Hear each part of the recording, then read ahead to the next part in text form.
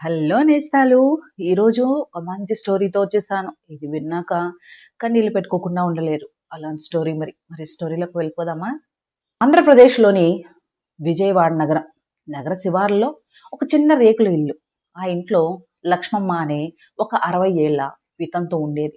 భర్త ఏనాడో పోయాడు. ప్రస్తుతం తనకున్నది ఒక్కగానొక్క కొడుకు సూర్యం మాత్రమే. వాణ్ణి పెంచడానికి ఆమె పడిన కష్టం అంటూ లేదు. 4 ఇళ్లల్లో అంట్లు తోమింది, బట్టలు ఉతికింది. తనకు ఒక పూట తిండి లేకపోయినా కొడుకు కంచంలో మాత్రం ఏనాడు లోటు రానివ్వలేదు. అలా ఆమె కష్టానికి సూర్యం చదువు తోడై భగవంతుడి దయ వల్ల సూర్యంకు ఒక పెద్ద ప్రైవేట్ కంపెనీలో మంచి ఉద్యోగం వచ్చింది. అమ్మ పడ్డ కష్టం చూసిన వాడు కాబట్టి, అమ్మా నేనున్నాను కదా, ఇక నువ్వు ఏ పని చేయకు అని చెప్పేవాడు. లక్ష్మమ్మ కడుపు నిండిపోయేది. తను పడ్డ కష్టానికి ఫలితం దక్కిందని మనసులోని దేవుడికి కృతజ్ఞత చెప్పుకునేది. కానీ విధి ఎప్పుడూ ఒకేలా ఉండదు కదా. సూర్య ఆఫీసులో పనిచేసే స్రవంతి అనే అమ్మాయిని ప్రేమించాడు. ఆ అమ్మాయి ఒక పెద్దింటి పిల్ల. అహంకారం ఆమె రక్తంలోనే ఉంది. కానీ సూర్యం అమాయకుడు. వాడికి ఆ అమ్మాయి బయట మెరిపే కనిపించింది తప్ప లోపలున్న విషం కనిపించలేదు. ఒకరోజు సూర్యం ఇంటికి వచ్చి, అమ్మా నేను ఒక అమ్మాయిని ప్రేమించాను, తన్నే పెళ్లి చేసుకోవాలనుకుంటున్నాను అని అన్నాడు. లక్ష్మమ్మ గుండె సంతోషంతో ఉప్పొంగిపోయింది. తన కొడుక్కి పెళ్లి చేయడం అనే కళ ఎన్నాళ్ళకి నిజం కాబోతుందని ఆమె కళ్ళ నుండి ఆనంద బాష్పాలు కారాయి. సరే నాన్న, ఆ అమ్మాయి ఎవరో నాకు చూపించు అంది. ఆ మరునాడే సూర్యం స్రవంతిని ఇంటికి పిలిచాడు. స్రవంతిని చూడగానే లక్ష్మమ్మ ఒక్క క్షణం సంకోచించింది. ఆ అమ్మాయి కళ్ళల్లో ప్రేమ కంటే గర్వమే ఎక్కువ కనిపించింది. కానీ కొడుకు సంతోషం కోసం ఆమె ఏమీ మాట్లాడలేదు. స్రవంతి వాళ్ళ ఇంటికి వెళ్ళి పెళ్లి సంబంధం మాట్లాడాలంటే మంచి బట్టలు కావాలి. కానీ లక్ష్మమ్మ దగ్గర డబ్బులు లేవు. తన మెడలో ఉన్న ఆ చిన్న బంగారు గొలుసు ఒక్కటే మిగిలింది. అది కూడా భర్త పెళ్లి అప్పుడు కట్టిన మంగళసూత్రం. ఆమె ఒక్క క్షణం కూడా ఆలోచించలేదు. మరుసటి రోజే బంగారం షాపుకు వెళ్ళి ఆ గొలుసును అమ్మేసింది. ఆ డబ్బుతో సూర్యకి మంచి బట్టలు, తనకి ఒక సాధారణ చీర కొన్నది. పెళ్లి పెద్ద ఎత్తున జరిగింది. స్రవంతి వాళ్ళ తరపున 1000 మంది వచ్చి కూర్చున్నారు. లక్ష్మమ్మ వైపు నుంచి పిలిచేందుకు నలుగురు కూడా లేరు. కానీ ఆమె కళ్ళల్లో మాత్రం ఒకటే ఆనందం, తన కొడుక్కి పెళ్ళయిందని. పెళ్ళైన మరుసటి రోజే అసలు కథ మొదలైంది. స్రవంతి తన కాపురాన్ని సూర్యం ఉన్న చిన్న ఇంటికి కాకుండా వాళ్ళ నాన్న కొనిచ్చిన ఫ్లాట్ కి మార్చేసుకుంది. సూర్యం అమ్మని కూడా తీసుకెళ్లాలని అనుకున్నాడు. కానీ ఇల్లు మారిన మొదటి రోజునే స్రవంతి తన అసలు రూపం చూపించింది. చూడండి అత్తయ్య, ఈ ఇల్లు మా నాన్న కొనిచ్చాడు. ఇక్కడ నా రూల్సే ఉండాలి. మీరు పల్లెటూరి మనిషి, మీ అలవాట్లు నాకు నచ్చవు. మీరు కింద పోర్షన్లో ఉండండి, మీ కొడుకుని పైకి రానివ్వండి అంది కటువుగా. లక్ష్మమ్మ గుండె చిరువైంది. కానీ కొడుకు సంసారం చెడకూడదని మౌనంగా ఉండిపోయింది. రోజులు గడుస్తున్నాయి. స్రవంతి రోజు రోజుకి పెడసారైపోతోంది. లక్ష్మమ్మ కంచం విడిగా, పడక గది విడిగా, తినడానికి పాచిపోయిన అన్నం, ఉండడానికి చెత్తగది. సూర్యం ఇదంతా చూస్తున్నాడు. కానీ భార్య మాట కాదనలేని పరిస్థితి. తల్లికి ఏ లోటు ఉండకూడదు అనుకున్న ఆ కొడుకు ఇప్పుడు భార్య వాక్కుకు బానిసైపోయాడు. ఒకరోజు స్రవంతి తన స్నేహితులను ఇంటికి పిలిచింది. లక్ష్మమ్మ కుతూహలంగా వాళ్ళను చూడ్డానికి పైకి వచ్చింది. ఆమె చూడగానే స్రవంతి రంకెలు వేసింది. ఎన్నిసార్లు చెప్పానో ఇక్కడికి రావద్దని, నా ఫ్రెండ్స్ ముందు నాకు అవమానం, వెళ్ళండి కిందకి అని. విన్న లక్ష్మమ్మ కళ్ళల్లో నీళ్లు తిరిగాయి. కానీ మౌనంగా వెనక్కి తిరిగింది. ఆ రాత్రి స్రవంతి పెద్ద గొడవ పెట్టింది. ఈ ముసల్ది ఇక్కడ ఉంటే నేను ఉండను, ఈమెను మీ ఊరు పంపేయండి, లేదా వృద్ధాశ్రమంలో పెట్టేయండి, లేకపోతే నేను నా వాళ్ళ ఇంటికి వెళ్ళిపోతాను అంది. సూర్యం చాలా బతిమాలాడు. కానీ స్రవంతి వినలేదు. చివరికి సూర్యమే తలగ్గాడు. మరుసటి రోజు ఉదయం సూర్యం అమ్మ దగ్గరికి వచ్చి తలదించుకొని ఇలా అన్నాడు. అమ్మా, నన్ను క్షమించు. కొన్నాళ్ళు నువ్వు మన ఊరు వెళ్ళి ఉండగలవా? లక్ష్మమ్మ కొడుకు ముఖం చూసి అర్థం చేసుకుంది. ఏమీ మాట్లాడకుండా తన 2 చీరలున్న ఒక చిన్న సంచి తీసుకొని, సరే నాన్న అని మాత్రమే అంది. కానీ స్రవంతి మాత్రం ఇంకా క్రూరంగా ప్రవర్తించింది. ఊరు కాదు, ఏ వృద్ధాశ్రమంలోనో చేర్చండి. మళ్ళీ ఈమె ముఖం నాకు కనిపించకూడదు అంది. ఆ మాటలు విన్న లక్ష్మమ్మ గుండె పగిలిపోయింది. తన కడుపులో మోసిన కొడుకు కోసం తన భర్త కట్టిన మంగళసూత్రాన్ని అమ్మేసిన విషయం గుర్తొచ్చింది. తను పడ్డ ప్రతి కష్టం గుర్తొచ్చింది. కానీ ఆమె ఏమీ మాట్లాడలేదు. తన సంచి తీసుకొని నెమ్మదిగా ఇంటి బయటకు వచ్చేసింది. సూర్యం, అమ్మా, నేను ఆటో తీసుకొస్తాను అని అన్నాడు. కానీ లక్ష్మమ్మ, వద్దు నాన్న, నేను వెళ్ళగలను అని చెప్పి బయలుదేరింది. ఇప్పుడు ఆ ముసలామె ఎక్కడికి వెళ్తుంది? ఆమెకి ఈ లోకంలో ఇంకెవరున్నారు? లక్ష్మమ్మ నెమ్మదిగా బస్ స్టాండ్ దగ్గరికి చేరుకుంది. చేతిలో ఉన్న కొన్ని రూపాయలు లెక్క పెట్టుకుంది. ఒక్క క్షణం ఆమెకి ఏం చేయాలో అర్థం కాలేదు. తన ఊర్లో కూడా బంధువులు అనేవాళ్ళు ఎవ్వరూ లేరు. ఆకాశం వైపు చూసి, దేవుడా, నా బతుకు ఇంతేనా అని కన్నీళ్లు పెట్టుకుని దిక్కుతోచని స్థితిలో బస్ స్టాండ్ బయటే ఒక బల్ల మీద కూర్చుండిపోయింది. అదే టైంలో ఒక పెద్ద కార్ అక్కడి నుండి వెళ్ళింది. అందులోని ఒక స్త్రీని లక్ష్మమ్మ గమనించింది. అప్పుడే తనకు ఆమె పేరు గుర్తొచ్చింది. కమల. తను చిన్నప్పుడు ఆడుకున్న స్నేహితురాలు. కాలేజీలో శంకరం అనే అబ్బాయిని ప్రేమించి ప్రేమ వివాహం చేసుకొని విజయవాడకి వచ్చేసింది. చాలా ఏళ్ల క్రితం ఒకసారి కలిసినప్పుడు ఇచ్చిన ఇంటి అడ్రస్ పర్సులో ఇప్పటికి అలాగే ఉంది. లక్ష్మమ్మ ధైర్యం చేసి ఆ అడ్రస్ వెతుక్కుంటూ బయలుదేరింది. గంటల తరబడి వెతికిన తర్వాత ఆ ఇల్లు దొరికింది. కానీ అది ఆమె ఊహించినట్లు చిన్న ఇల్లు కాదు. అది ఒక పెద్ద భవంతి. గేటు దగ్గర సెక్యూరిటీ నిలబడి ఉన్నాడు. లక్ష్మమ్మ సందేహిస్తూ లోపలికి వెళ్ళిపోయింది. సెక్యూరిటీ ఆమెను ఆపేశాడు. ఎవరు కావాలమ్మా? ఇక్కడ భిక్షం ఇవ్వరు అని అన్నాడు. లక్ష్మమ్మ కళ్ళల్లో నీళ్లు తిరిగాయి. నేను భిక్షకు రాలేదు బాబు. కమల అనే ఆవిడ ఉంటుందా ఇక్కడ అని అడిగింది. సెక్యూరిటీ ఒక క్షణం ఆగి, కమలమ్మ గారు, మా యజమాని, ఏం కావాలి అని అన్నాడు.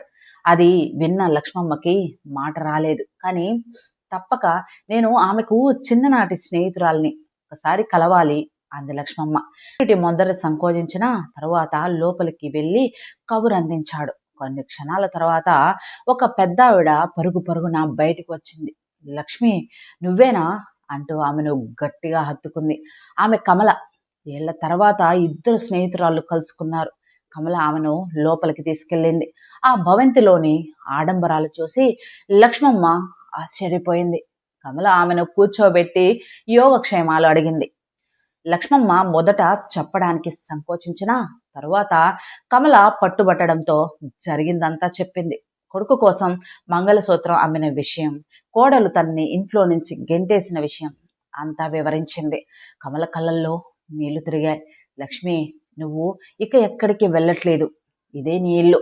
నాకు కూడా ఎవ్వరూ లేరు. నా భర్త పోయారు. పిల్లలు అమెరికాలో ఉంటారు. కనీసం ఏడాదికి ఒక్కసారి కూడా రారు. మనమిద్దరం కలిసి ఉందాం అంది. లక్ష్మమ్మ కమల చేయి పట్టుకొని ఏడ్చేసింది.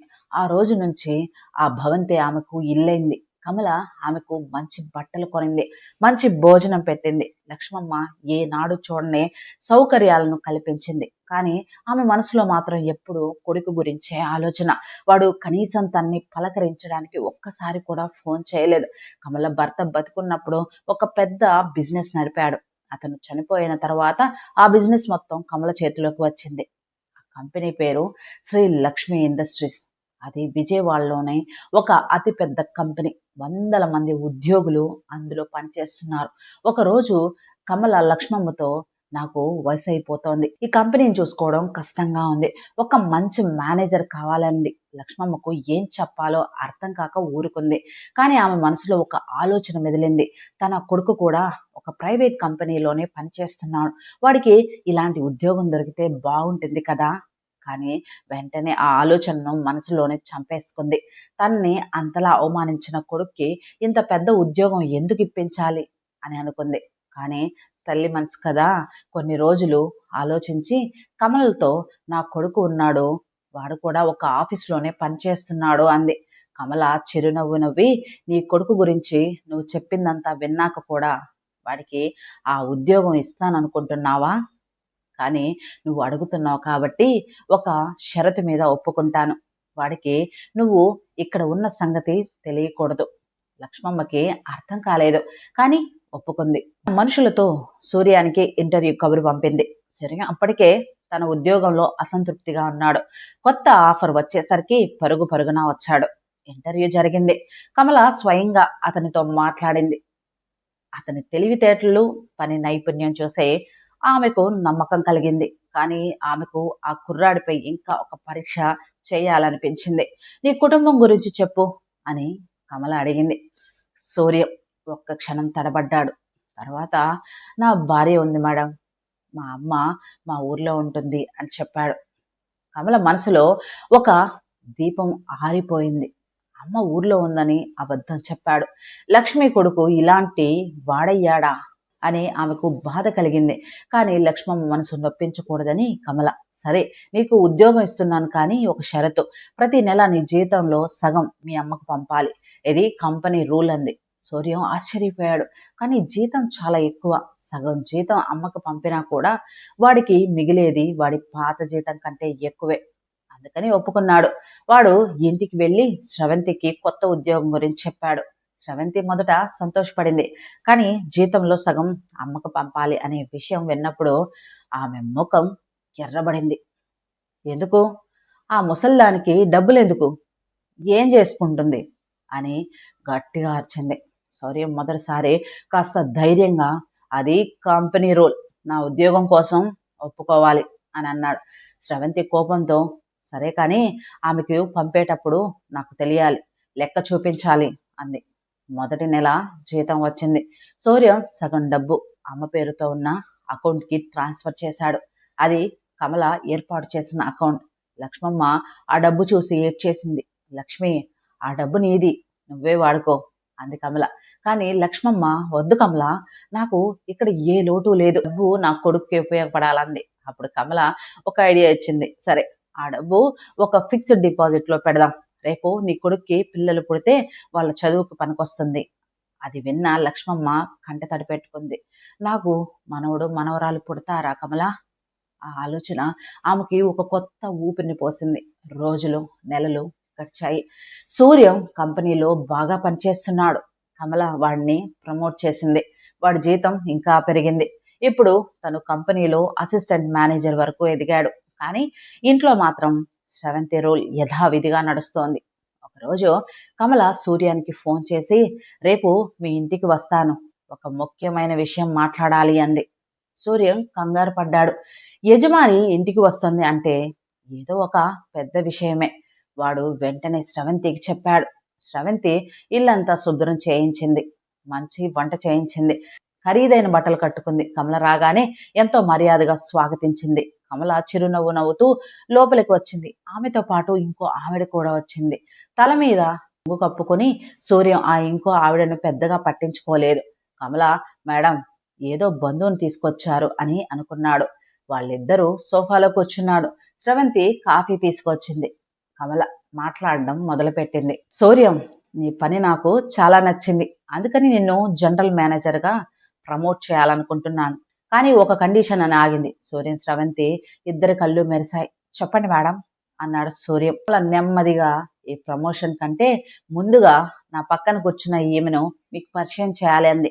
అప్పుడు ఆమె తన తల మీద కొమ్మును తీసింది. ఆ ఆవిడ ముఖం చూడగానే సూర్యం రాయిలా అయిపోయాడు. స్రవంతి చేతిలోని కప్పు కింద పడిపోయింది. అది లక్ష్మమ్మ. ఈవిడ నా చిన్ననాటి స్నేహితురాలు. ఏడాదిన్నర క్రితం ఎవరో ఈమెను ఇంట్లో నుంచి గెంటేశారు. ఆమె పరిస్థితి చూసి నేను నా ఇంట్లో పెట్టుకున్నాను. తర్వాత తెలిసింది ఈమె కొడుకు మీరే అని. సూర్యం తలదించుకున్నాడు. అతని కళ్ళల్లో నీళ్లు తిరిగాయి. స్రవంతి ముఖం పాలిపోయింది. కమల చెప్పడం కొనసాగించింది. ప్రతి నెల నువ్వు పంపిన డబ్బులో మీ అమ్మ ఒక్క రూపాయి కూడా వాడుకోలేదు. అంతా ఫిక్స్డ్ డిపాజిట్లో పెట్టింది, రేపు మీ పిల్లలకి ఉపయోగపడాలని. సూర్యం లేచి తల్లి కాళ్ళ మీద పడ్డాడు. అమ్మా, నన్ను క్షమించమ్మా, నేను చాలా పెద్ద తప్పు చేశాను అని వెక్కి వెక్కి ఏడ్చాడు. లక్ష్మమ్మ కూడా ఏడుస్తూ కొడుకుని లేపి గుండెలకు హత్తుకుంది. నా బంగారు తండ్రి అంది. కమల స్రవంతి వైపు చూసింది. ఆమె చూపులో దయలేదు, కటువుగా. ఎవరైతే తన మంగళసూత్రాన్ని అమ్మి నీ పెళ్లికి డబ్బు కూర్చిందో ఆ ఆవిడనే నువ్వు ఇంట్లో నుంచి గెంటేశావు. ఇది మానవత్వం అనిపించుకోదు. ఇంత జరిగాక కూడా ఆమె ఇంకా మీ పిల్లల గురించి ఆలోచించి తన డబ్బును ఫిక్స్డ్ డిపాజిట్ చేసింది. అది తల్లి మనసు అంటే. శ్రవంతి తలదించుకుంది. ఏమీ మాట్లాడలేకపోయింది. కమల చివరిలో, శౌర్యం, నీకు ప్రమోషన్ ఇస్తాను కానీ ఒక షరతు. మీ అమ్మ ఇక నుంచి మీతో పాటే ఉండాలి. తన్ని మీరు గౌరవించాలి. ఏనాడైనా ఆవిడ కన్నీళ్లు పెట్టుకుంటే ఆ రోజే నీ ఉద్యోగానికి ఆఖరి రోజు అవుతుంది. అర్థమైందా అంది. శౌర్యం తలూపి, అమ్మా, నేను నిన్ను ఇంకెప్పుడు వదిలిపెట్టను అన్నాడు. లక్ష్మమ్మ కొడుకు తల నిమిరింది. స్రవంతి కూడా మెల్లగా వచ్చి లక్ష్మమ్మ కాళ్ళు పట్టుకుంది. అత్తయ్య, నన్ను క్షమించండి. నా అహంకారంతో నేను గుడ్డిదాన్ని అయ్యాను. ఇక నుండి మీరే నా అమ్మ. మీరు ఏం చెప్పినా వింటాను అని ఏడ్చింది. లక్ష్మమ్మ ఆమెను కూడా లేపి గుండెలకు హత్తుకుంది. పిచ్చిదానా, చేసిన తప్పును తెలుసుకోవడమే గొప్ప విషయం. అది ఫ్రెండ్స్, మరి స్టోరీ మీకు నచ్చింది కదా. నచ్చితే లైక్ చేయండి, సబ్స్క్రైబ్ చేయండి, 10 మందికి షేర్ చేయండి. Thank you friends.